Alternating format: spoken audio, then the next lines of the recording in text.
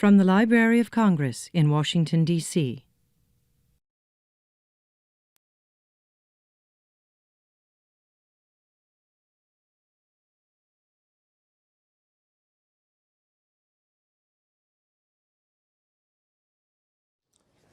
Well, good afternoon and welcome to the Library of Congress. I'm John Cole. I'm the director of the Center for the Book in the Library of Congress, which was created decades ago to stimulate public interest in books, reading, literacy, and libraries. And we do so actually as a partnership with the private sector. The Library of Congress now pays the 6 positions in the center, full-time positions in the Center for the Book, but we've always relied on private sector support for activities that take us really across the nation. We have helped create and stand as sponsors of centers in every state who promote books and reading in their states through a network, which often results in local book festivals and book awards programs and stimulating local authors. We also work with reading promotion partners, nonprofits, including organizations in the government that have book-related projects. And our largest national project, I hope you're familiar with, is the National Book Festival, in which the Center for the Book plays a key role and has from the beginning in developing the author program, but also hosting a pavilion of the states. So we, with funding from other agencies, are able to bring all the states to the National Book Festival. And I hope you, how many people here have been to a book festival outside of the staff sitting across the back? I know.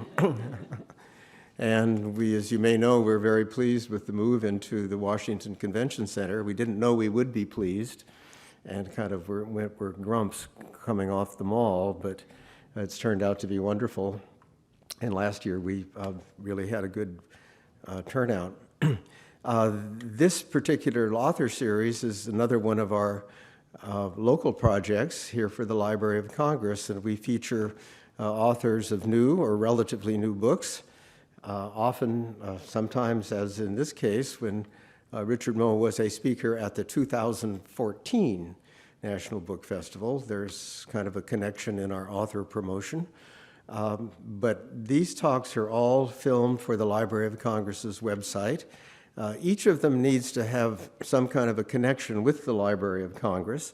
And our author this time around not only has been to our book festival, but also has used the library's manuscript collections, and how could you not if you were working on a subject like World War II and President Roosevelt. A couple of more things about the Center for the Book. We have a schedule I'd like you to pick up on your way out if you to know about what is going on. We would be very happy if you filled out either here or later, using the flyer that's available in the back, a little survey form about how you learned about the talk. So we're, with the rest of the library, working hard on developing an audience and a way of learning about our audiences.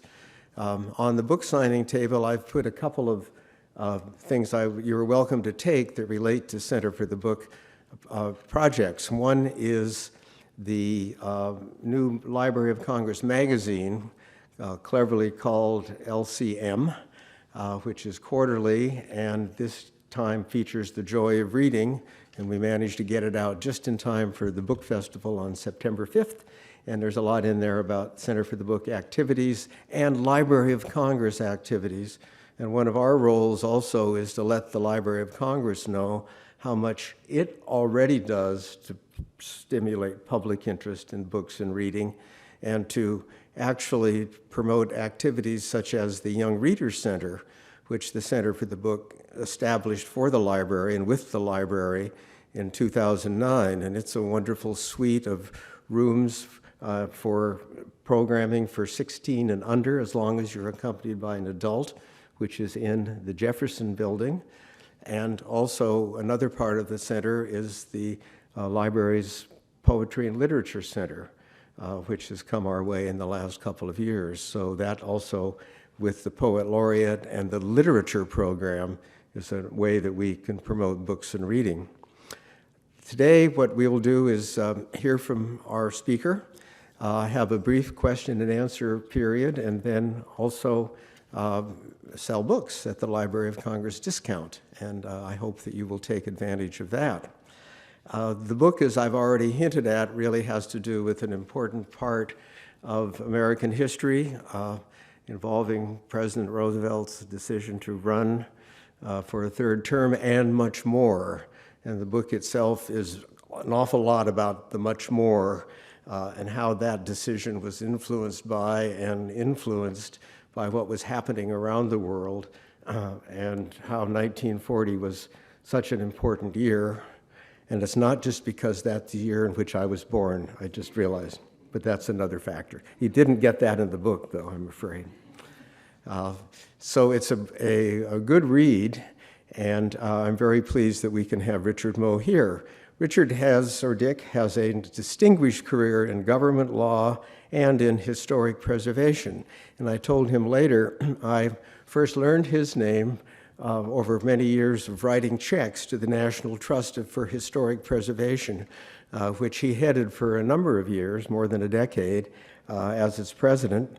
But prior to that, he'd served as chief of staff to Vice President Walter Mondale and was a senior advisor to President Jimmy Carter. So he has a Washington career that reflects not only political life at the highest level, but one that also reflects the kinds of institutions and national headquarters for organizations that we have all over Washington and that form in such an important part of our culture, which includes the National Trust, which itself leads to all kinds of things like travel and not preservation throughout the states. And I can't help always thinking of when we have state centers, in some cases our states are quite concerned with the geography of the state because they specialize in literary maps, which hook up reading and geography.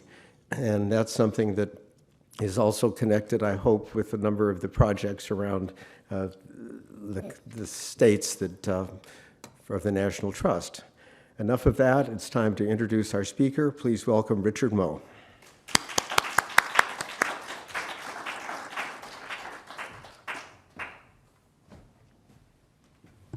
Thank you, John, very much for that kind introduction. I'm really privileged to be here today. As John mentioned, I've had a long connection with the Library of Congress, not only in researching this book, but 25 years ago I wrote a book about a Minnesota regiment in the Civil War, and I could not have done it without the help of the Manuscripts Division and the Photographic Division and other resources here. It's just a great joy to be back. And I want to pay special tribute to John for his leadership of this Center for the Book. I knew they sponsored the book festival, which I was honored to be part of, but I didn't realize they did so much more that he just told me about. What a great resource, a national resource that's been replicated in many states. I also want to thank Guy Lomanera and Bonnie for their work. I don't know if he's here, but is Jeff Flannery here? I don't think so, but in the Manuscripts Division, you cannot write about American history without coming across Jeff Flannery, and what a great resource he is. And of course, my friend Jim Billington, who has long supported this Center for the Book and helped this place in so many other ways. I was very fortunate to come by this story of what I think is one of the most consequential but mostly largely ignored stories in American history, and that is Franklin Roosevelt's decision to run for an unprecedented third term in 1940. And in fact, today is the 75th anniversary of his election to that unprecedented third term, November 5th, 1940, November 5th, 2015. 75 years ago today, that happened.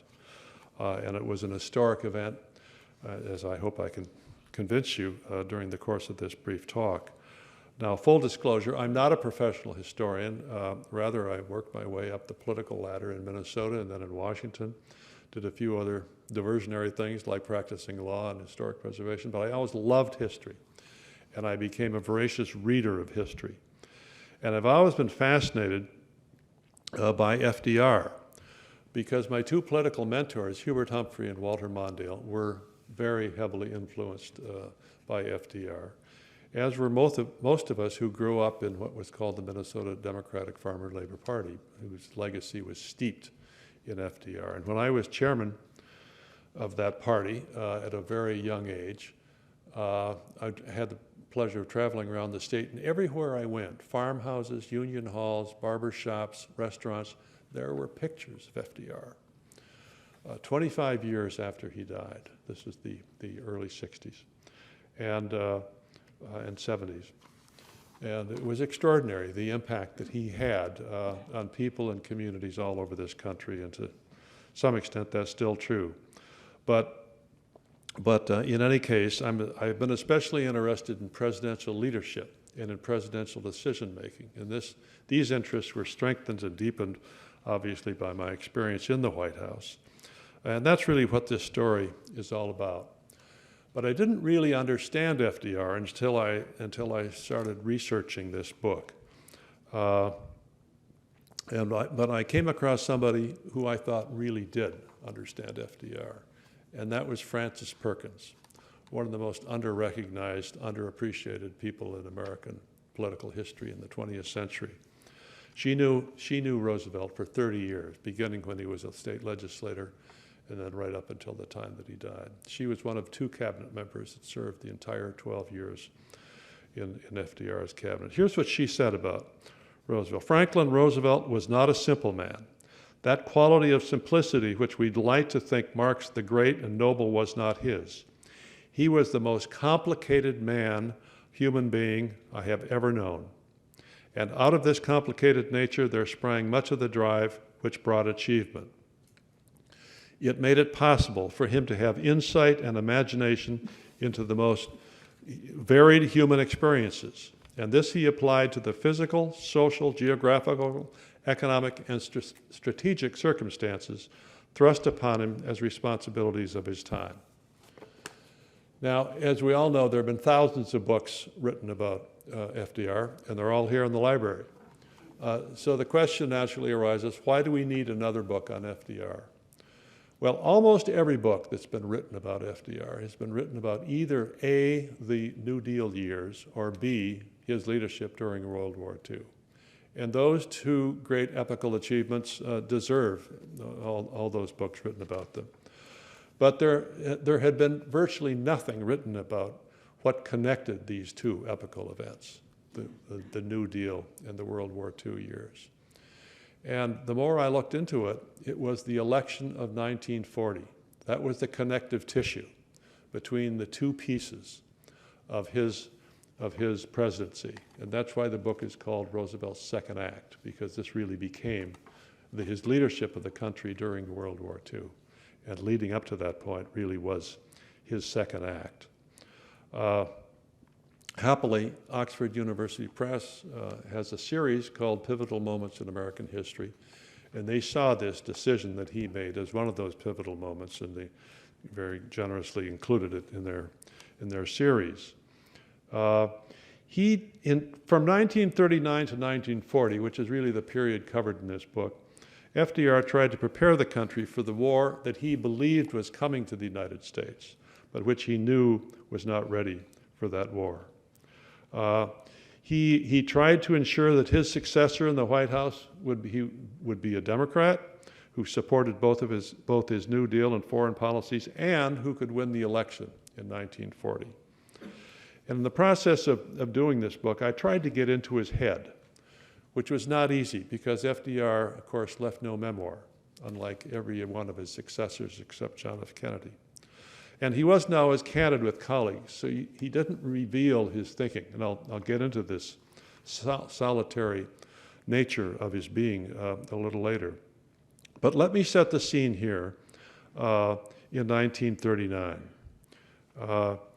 He had been reelected in 1936 in a huge landslide, but he was very overconfident, and he misread his mandate, and he exercised a good bit of hubris. The result of that was the court packing plan, what they called the Roosevelt recession, and the so-called purge of recalcitrant Democrats in the off-year election of 1938. All those were failures. And FDR was at the lowest point of his presidency at this point, going into 1939. The New Deal had run its course. There wasn't much appetite for more of the alphabet program initiatives that he had so successfully enacted during the first term. And he was already shifting gears to foreign policy because of what was happening in Europe. Importantly, he had planned to retire after two terms, as all of his predecessors had. Nobody had successfully run for a third term. And he was going back to, every time he went back to Hyde Park, which is where he wanted to go to retire, he had designed and was then building the first presidential library in America. That was going to be his retirement headquarters. He was taking back boxes of files and artifacts every time he went back. He had persuaded two of his top aides, Harry Hopkins and Sam Rosenman, to go back and help him write his memoirs, and he had a very lucrative writing contract with Collier's magazine. So, as he told his friends, he was tired and he was broke, and he was ready to go home, and he was looking forward to it. There were some quiet third-term rumbles. Would he really be interested in running for a third term? It was evident to most people that he loved being president, and that was true. But there was this very strong precedent set by George Washington and Thomas Jefferson, limiting presidencies to 2 terms. And he didn't have any notion early on of contesting that. But the story really starts on September 1st, 1939, when Hitler invaded Poland. Hitler had already swallowed the Rhineland, Austria, the Sudetenland, and then the rest of Czechoslovakia. Britain and France declared war on Germany, as they had threatened to do if this happened. FDR struggled with the way to try to find a way to help Britain and France, because he was worried that they would be overwhelmed by this emerging German power. War was looming over him. It was really, at this point, I think not yet fully recognized, this is one of the greatest problems to face any president since Lincoln faced the question of whether or not to resupply Fort Sumter. The United States had no military credibility. The country was heavily isolationist, and there is a history of isolationism in the United States. We fought a war for independence, from Great Britain to be sure, but from European powers generally. Washington, in his farewell address, warned the country that it should steer clear of permanent alliances. He was worried that the small, emerging, weak United States could be subsumed if it entered into alliances with great powers in Europe. Thomas Jefferson reinforced that when he said we should have friendly relations with all nations, entangling alliances with none. Then the Monroe Doctrine and this isolationism just continued to be the basis of American foreign policy right up until World War I, when Woodrow Wilson took the nation through a brief flirtation with internationalism, negotiating the Treaty of Versailles and the League of Nations. But of course, that was decisively defeated by the United States Senate. And the country thereafter reverted to its traditional isolationism during the 20s and early 30s. And during the 30s, it actually enacted what was called the Neutrality Act, which part of which was an arms embargo prohibiting the United States from sending arms to any belligerent nation, whether that nation was the aggressor or the victim of aggression. And it really tied Roosevelt's hands. There was fierce opposition to getting involved in the war that was emerging in Europe because a lot of people thought it was a slippery slope to American engagement in that war. And there was a lot of disillusionment about our role in World War I. And I can get into that in greater detail. And there was the emergence of Charles Lindbergh during this period in the mid-30s, late 30s, he became the voice of isolationism and later America First. He and Roosevelt only met once in early 1938 when he returned from Europe, and they had a very pleasant kind of social occasion where they came away distrusting each other, not surprisingly. Roosevelt once said to Henry Morgenthau, he said, "If I die tomorrow, remember one thing, Charles Lindbergh is a Nazi." Well, Charles Lindbergh was not a Nazi, but he allowed himself to be used by the Nazis, arguably. And FDR was an internationalist. He was Assistant Secretary of the Navy during Wilson's term, and he had always believed that the United States should be engaged in the world. He traveled frequently abroad as a child. His education at Harvard and elsewhere led him in that direction. So he did not subscribe to the isolationism that was predominant in the country, not just in the Midwest, in the West, but throughout the country.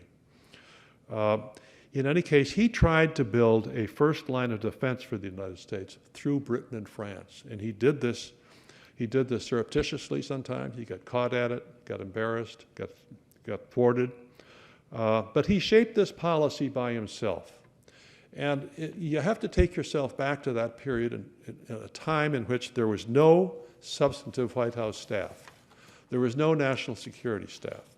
It was FDR and Cordell Hull making up this policy. There was no formal intelligence organization.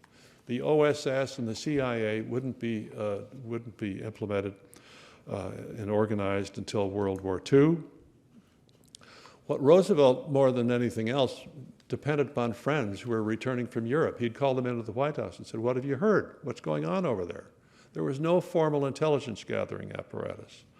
And meanwhile, there was growing pressure on him during this period to state his intentions about whether or not he would run for a third term. He had been mute. He wouldn't say a word about it either way. But third term talk grew. Letters and telegrams started coming into the White House urging him to run for a third term because people were worried about this threat from abroad, and people just wanted him to continue, but he said nothing.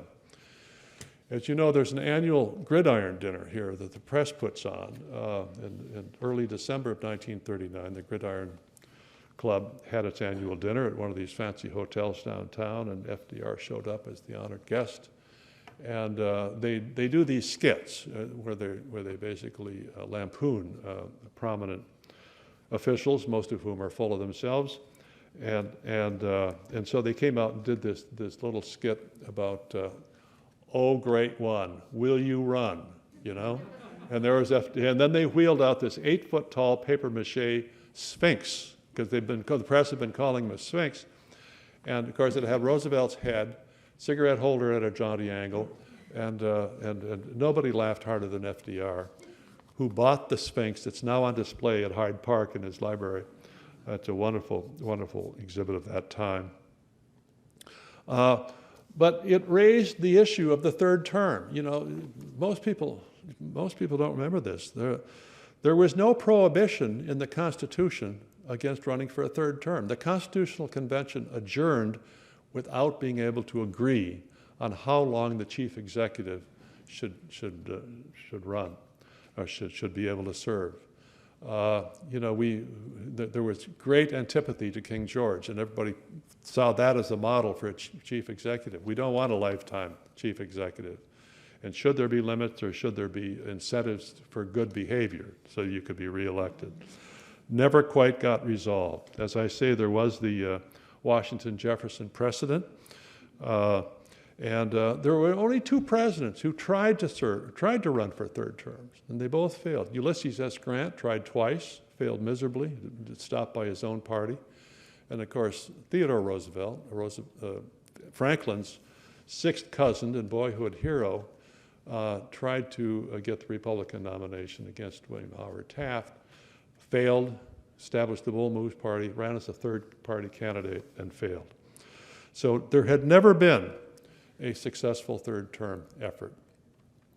So there are 2 storylines here. There is the war in Europe breaking out, and will FDR run again?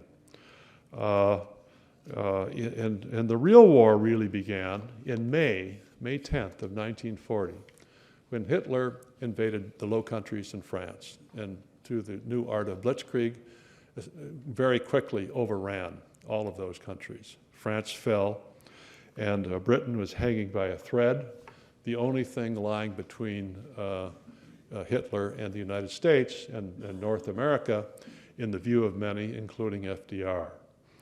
Churchill pleaded for aid, especially destroyers, because his escort vessels were being sunk daily by U-boats. And Roosevelt, over the protests of General George Marshall, who was his Army Chief of Staff, and the isolationists quite separately, over the protests of many, many people, he sent everything he could from American arsenals, which were not admittedly very full at that point, but he sent as much as he thought he could of old war material, and it was very controversial. And he at this point, May of 1940, he sharpened his focus on whether or not to run for a third term. This was only 2 months before the Democratic Convention would convene in Chicago, and time was running out. This really raises an interesting point about his decision-making process, which is one of the things I found most fascinating about him. Many assumed he was always running because he did love being president, and there's no question about that. On the other hand, there's no tangible evidence. All the evidence was that he planned to retire. He was taking everything back. He was lining up staff and things to occupy himself. And I couldn't, I didn't think he'd always planned to retire. I thought he was moving towards this because of what was going on in Europe, but I didn't know. And nobody knew because nobody could see into his mind. So I called up the man that I thought was the greatest living authority on FDR, and that's Bill Luchtenberg, the University of North Carolina, now in his 90th year. I just had a cup of coffee with him in Santa Fe. He has a new book coming out on 20th century presidents later this year, and he's got 3 more books planned. Not bad for age 90. Anyway, I said, Bill, what's the story here? I mean, you know FDR better than anybody. Did he plan to retire, or was this always his intention to run for a third term? And he paused for a long time. He said, well,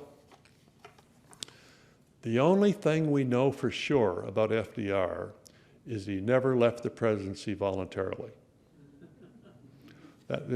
Couldn't argue with that. It didn't help me a lot, but he gave me a great quote for the book. In any case, he made this decision entirely alone, FDR did. He was an only child. He was raised on a remote estate in upstate New York. He had few close friends. And as a result of this, he became very self-reliant at a very early age. And this is a characteristic that he reinforced at different stages of his life. He always needed people around him, but he was a very solitary man. There's no evidence that he ever spoke with anyone until the last few days about whether or not he should run for president. And he waited until the last minute. He always waited until he absolutely had to make a decision. So what did I learn about who FDR really was? Well, as I say, he was famously social, but essentially solitary, a loner, very self-reliant. Eleanor said, his wife said, he had no real confidants. Not me either.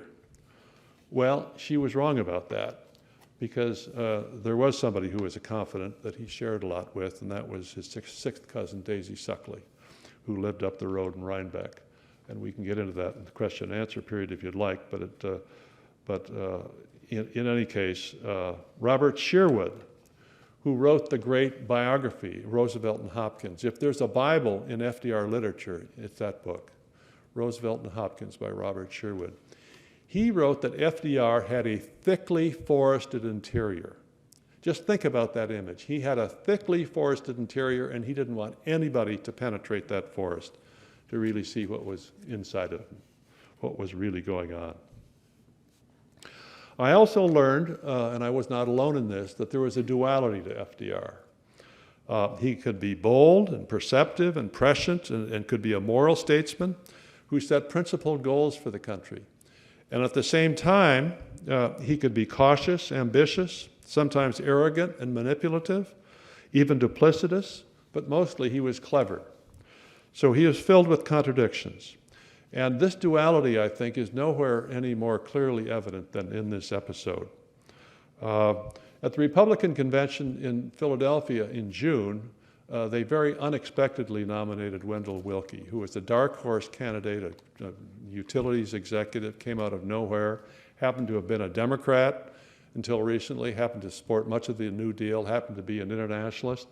He was almost a carbon copy of FDR in terms of policy, except for government regulation.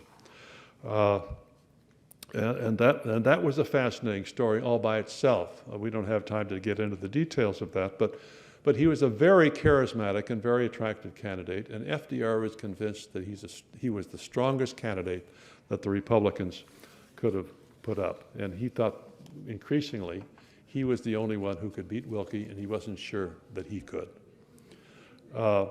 So on July 11th, 1940, just 4 days before the convention in Chicago, FDR called Justice Felix Frankfurter down from the Supreme Court. They spent 2 hours in the Oval Study. This is not to be confused with the Oval Office, but the Oval Study upstairs adjacent to his bedroom in the residence of the White House, his favorite room. They spent 2 hours talking. There is no record of what was said in that meeting. But at the end of the meeting, FDR asked Frankfurter to return the next day with a memorandum incorporating what he had just told him. Frankfurter said, yes, sir, Mr. President, I will do that, but I'd like to also request a memorandum from Archibald MacLeish, then the Librarian of Congress, Jim Billington's predecessor. I don't think librarians of Congress get asked to provide these kinds of political memoranda every day. But Archibald MacLeish had done some speech writing for the president and provided it. Anyway, these memos came back with Frankfurter the next day, and they provide, I believe, the best window into the mind of Franklin Roosevelt on this question of whether he should run for the third term. What was going on in his head? The question really was he justified in all of the circumstances in breaking this precedent, not the law, but the precedent of limiting oneself to 2 terms? And both Frankfurter and MacLeish said, yes, there is an emergency facing the country. You're not only justified in running, but you have a duty to run. And MacLeish's memo was particularly brilliant, and I really commend it to you because of his association with this great institution. I mean, it was brilliant. And he wrote particularly about how FDR could position this and explain this to the country. Extremely useful. I think these memos are so important that I had them reprinted in their entirety as an appendix. I hope you'll enjoy those. In the end, he decided to run because of the war. He saw it coming, and he needed time to prepare the country for the war. He couldn't find another Democrat, although he pleaded with Secretary of State Cordell Hull almost until the end to run, and Hull just would not do it. So basically, he offered himself to the party.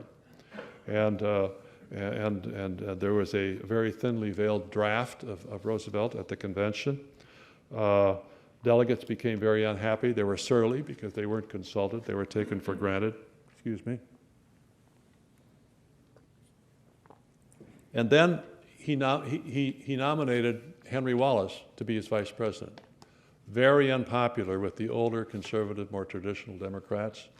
Wallace had been a Republican until recently, and he hadn't paid his dues politically, and a whole lot of other issues about it.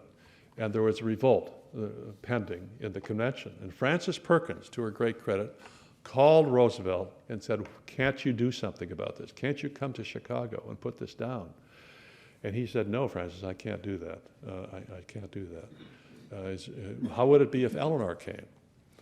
Well, Francis said, that would be helpful. Yes, can we arrange that? So Francis Perkins basically arranged that. And Eleanor came out and spoke to the convention, to a hushed convention, first time in 4 days it had been quiet. She said, you can't treat this as an ordinary convention in an ordinary time. The next president will perhaps bear a heavier responsibility than any other man has ever faced before him. This was the no ordinary time that Doris Kearns Goodwin wrote about in her great book. Well, Wallace, it turns out, was challenged by Speaker William Bankhead of Alabama. And he pulled ahead in the early balloting, and Roosevelt was listening on the radio to all this. And as he pulled ahead, he asked Missy LeHand, his secretary, for pencil and paper. He wanted to write something out, and he drafted a memorandum that Sam Rosenman took next door and fixed up. This was a memorandum, this was a statement that he was going to issue if Wallace lost the nomination for vice president. He was going to decline the nomination for president of the United States. Just think of what that would have meant. Chaos in that convention. And you can ask yourself, was he really serious about it? Would he have done it? I believe he would have. Because Roosevelt always followed through on a decision once he had made it. He took a long time making up a decision, making up his mind on a decision. But he rarely changed his mind afterwards. In any case, Wallace squeaked through. The crisis was averted. An unhappy convention adjourned and the general election began. Roosevelt didn't campaign. He was really campaigning as commander-in-chief. And Roosevelt was subject to entreaties from Churchill to please send those destroyers. We desperately need those destroyers. We can't protect our lifeline here, these convoys coming into Great Britain from America and elsewhere.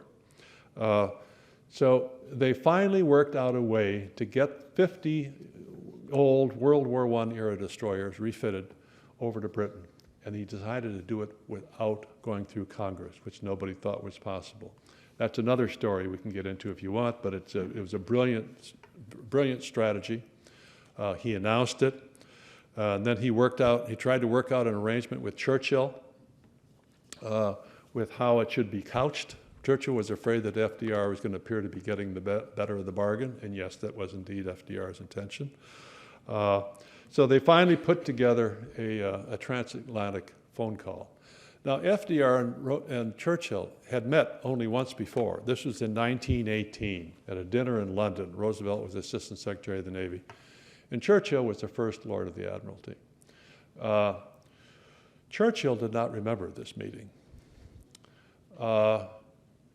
Roosevelt never forgot that Churchill never remembered the meeting. And, but he overcame this and arranged the call, and he got Attorney General Robert Jackson on the phone explaining this had to be a bargain because they were bargaining, they were giving the destroyers in return for the use of British bases in the Western Hemisphere. And so he said, this has to be a bargain, Mr. Prime Minister. This was Jackson speaking. It has to be a bargain, a trade. Well, Churchill said, empires just don't bargain. Jackson said, well, republics do. Roosevelt, in order to try to calm the waters and get this thing resolved, said, the trouble is, Winston, I have this Attorney General, and he says I just have to bargain, have to trade. And Churchill said, well, Mr. President, maybe you ought to trade these destroyers for a new Attorney General. They got it worked out. The general election continued. But it's important at this point to remember FDR never forgot why he was running. He was running because the country needed him. He thought the country needed him. And many others thought the country needed him to steer through this very troubled time heading for war. So even though he launched what became known as the kind of a Rose Garden strategy, he wasn't out actually campaigning. He nonetheless did the destroyers deal, and he supported the first peacetime draft in American history. Wendell Wilkie deserves great credit for this because he actually took the lead and gave Roosevelt some cover on this. But Roosevelt didn't have to do the first lottery drawing of draft numbers until after the election. He chose to do it a week before the election, and he presided over that. And the draft was a very unpopular move. Nonetheless, he did it. Wilkie finally succumbed to the pleadings of the Republican leadership and made the war the issue. In fact, the war was the only issue. And Wilkie said, if Franklin Roosevelt's elected, our boys will be on the transports by April. And he called Roosevelt a warmonger and worse. Roosevelt was flushed out of his Rose Garden strategy. He gave 5 major campaign speeches in the last 10 days. The polls closed. He went back to Hyde Park for election night. He thought he was probably going to lose. He could well lose. And he was huddled in his dining room at the Great House at Springwood, what they call the Big House at Hyde Park, where he always received election returns. And he saw something in the early returns that troubled him. And he told his Secret Service agent to close the door. He wanted to be alone. Don't let anybody in. And the Secret Service agent said, "You mean even your family?" I said, "Nobody. I want to see nobody." He had lost his cool. He was sweating, and he had in the view of the Secret Service man who knew him well, said he had never seen him lose his nerve before. It was, as I say, it was. But he won the election, of course, and as a result of the election. This time he read his mandate correctly. He read his mandate correctly. And he formed what became known as Lend-Lease, which is basically giving armaments to Great Britain and other allies, but they wouldn't have to pay for it. They'd have to give it back in kind after the war. Robert A. Taft said, "Well, that's kind of like chewing gum. You don't want it back, after it's used." But in any case, he won the election, and it had enormous consequences, this election that took place 75 years ago today. First of all, it put in place a man of extraordinary leadership skills for World War II. He took immediate command of the alliance after Pearl Harbor. It began the eclipse of isolationism in the United States. Never again would the United States try successfully to retreat behind 2 oceans and retreat from the world. Lend-Lease and the destroyers deal, I think, planted the seeds of the national security state that we have become today. And it changed the way we think about the presidency. Is this person, this candidate for president, capable of protecting the American people, which is the basic responsibility of any president? So I think 1940 was one of the most consequential elections in American history. It's right up there with 1864, when Lincoln was reelected in the midst of the Civil War. Altogether, it was an extraordinary example of presidential leadership. Roosevelt set his sights on saving Britain and giving the United States the time it needed to prepare for war. He concluded he could accomplish that goal if he challenged 150 years of history and tradition and ran himself, and he did. It was a messy process, not always pretty, but I would argue it got the right result for the country. And as a result, it was one of the most important presidential decisions of the 20th century.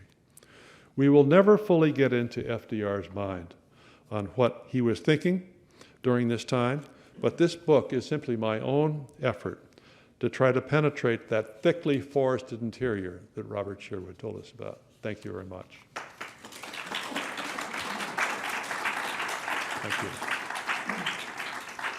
Thank you. I'd love to take some questions or anything you'd like to argue with about this, because there's different ways of interpreting history, and this is certainly subject to that. So anybody have any?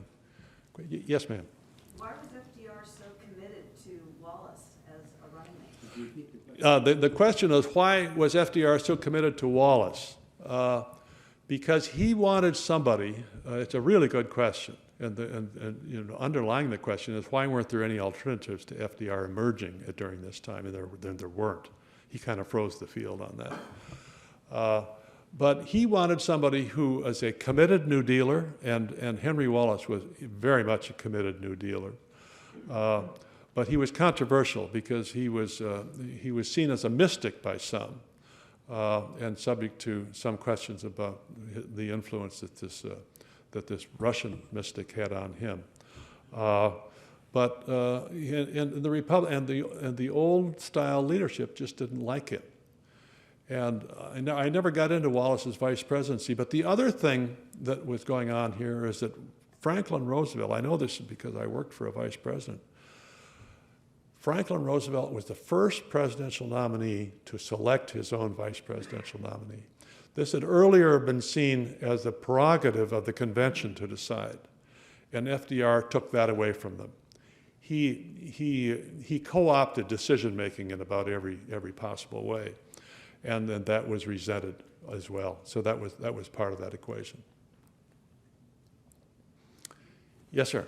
Was he frightened that the New Deal legislation, Social Security, etc., would be undermined or even undone? Yes, yes, he was worried about that. I think, when he closeted himself for 45 minutes in the dining room that night, I speculated on what might be going through his mind, had he made the wrong decision on the third term. And he had earlier given a speech, about a week earlier, about worrying that the Republicans would co-opt Wilkie. He didn't mention Wilkie by name ever.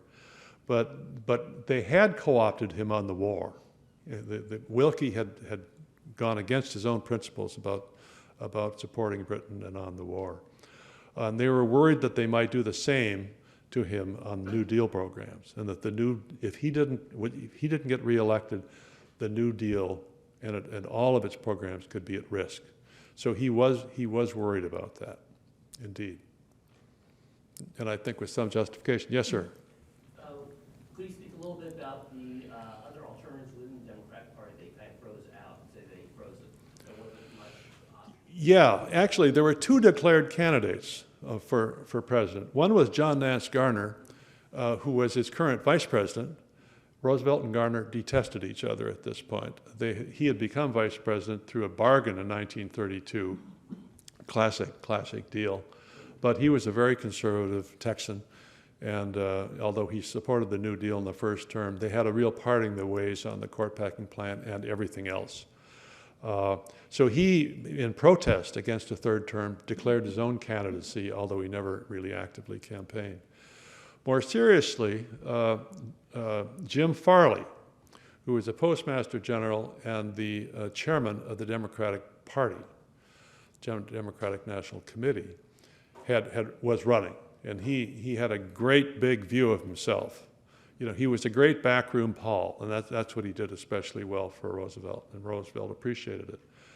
But Roosevelt did not see him as presidential material, and they had a falling out over this. It was Farley's ego and Roosevelt's assessment of what the country needed at this point. So they had two meetings a year apart at Hyde Park, just the two of them. And thankfully, Farley kept notes and kept a diary and published it. So he ran. But there weren't really any other serious candidates running at this point, because Roosevelt really did freeze the field. Nobody wanted to really take the chance that he might change his mind and actually run, as he did. So you look around the political landscape, there weren't that many potential candidates to run for president. In the Senate, in the governorships, anywhere.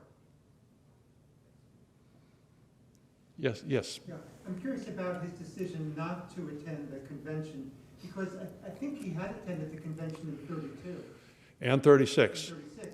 36. Yes. He was, I think in 32, he actually flew to Chicago. Right.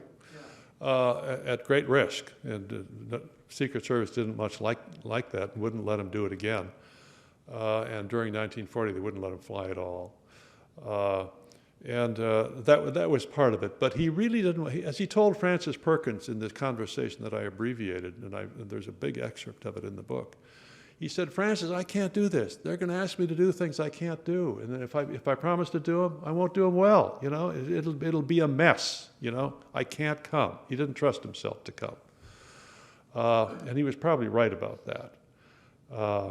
But Eleanor, and the thing about Eleanor and Francis Perkins, who really orchestrated this trip and this speech, this was the time when women were not at the table politically in America. And these two extraordinary women made all the difference to FDR's success in 1940 in a way that has not been fully appreciated. Anything else out there? Yeah, yes, please. Yeah. But was there much debate in 44 about running for a fourth term? Well, I didn't cover that, but there was fairly little, actually. There was fairly little. One of the interesting things that there had been some discussion about a Roosevelt Wilkie ticket, and they actually kind of liked each other at this point, because Wilkie, after the election, put himself 100% behind Lend-Lease and really ruined his chances for the Republican nomination in 1944. He poisoned the well, I think irrevocably. But Roosevelt never forgot it. As a matter of fact, there's an interesting anecdote which Robert Sherwood recorded. At some point during the war, Harry Hopkins made a disparaging remark about Wendell Wilkie. And FDR turned to him, and in Sherwood's words, he said he had never seen him slap down anybody like he slapped down Hopkins. He said, "Don't you ever say that again about Wendell Wilkie. We would not have had the draft, we would not have had Lend-Lease if it hadn't been for Wendell Wilkie." And Roosevelt never failed to give Wilkie credit for that. Wilkie is another one of the heroes of this book because of what he did. You know, he had his weaknesses as a candidate, and he succumbed to the pleadings of his party leadership to make the war the issue. There was no other issue. But he was a great statesman, and I'm pleased to know that there's a new biography in the works, which I think will be a biography that he deserves, richly deserves. Yes, in the back. Another facet of the freezing out of other candidates question, you have a couple of really fascinating examples where FDR would essentially promise the successorship to another potential rival to kind of keep him on his team. You've got the Joe Kennedy example, Robert Jackson. Were there others? Did people really take him that seriously? Well, the first one he tried to persuade, and I think he was half serious about this, because this was early 1937. So he wanted Harry Hopkins to succeed him. But then he was worried that Hopkins was sick. He had stomach cancer, and he had to pull out. Robert Jackson just didn't have the political instincts or the desire to do it. But he was capable of telling a Joe Kennedy, and we don't have time to get through this whole anecdote, but a week before the election, Joe Kennedy was coming back to endorse Wilkie. This was arranged by Henry and Clare Booth Luce, and Roosevelt got wind of it, and he made sure that Kennedy came directly to the White House without speaking to the press, without seeing his family. So he came down and got off the plane in New York, and Roosevelt was in the Oval Office having lunch with Sam Rayburn and Lyndon Johnson, and said, "Well, Joe, how great to hear your voice. I want you to come right down and spend the night with us. We're going to have a little dinner. I want to hear your views on everything." He didn't want to have his views on anything. And said, "Come on down." So, and then he hung up the phone, and he turned to Rayburn and Johnson, went, and everybody knew whose throat was at risk there. He turned down the Roosevelt charm during that dinner and finally persuaded Kennedy to endorse him, gave him a full-throated endorsement, which he did, which the Luces never quite figured out why. And it was suggested that the 1944 nomination could be a possibility, or the nomination for governor in Massachusetts for his son Joe. There was a lot of stuff at the table. Nobody ever wrote the definitive story about that. But he could play that kind of game. You could not leave FDR in a conversation without being persuaded that he was listening to and agreeing with what you had to say. Yes, sir. I heard a speech about Britain entering the war right after France fell last week. And they said, did Roosevelt send Kennedy to Court of St. James as ambassador for the to get him out of the way? Yes, but that was earlier. That was in 1939, before war broke out in Europe. I mean, he was But considering him as a potential opponent, right? well, in part that's right. In part that's right. Yeah, that's right. But mostly he was a nuisance, and he didn't want him in the cabinet, so he got him out of the country. But it turned out Kennedy was a defeatist, and he was a sympathizer of Chamberlain, and he was not in line with FDR's policy. So FDR went around him. He never worked through Kennedy in terms of implementing his policies, even with Churchill, which is one of the reasons that Kennedy got so irked and wanted to endorse Wilkie. It's kind of ironic, because didn't Joe Kennedy's son, John F. Kennedy, write a book, White England Slut? Yes, he did. History is filled with irony. I think that's what this building's all about, isn't it? Anyway, you've been a great audience. Thank you. It's a great treat to be here. Thank you very much.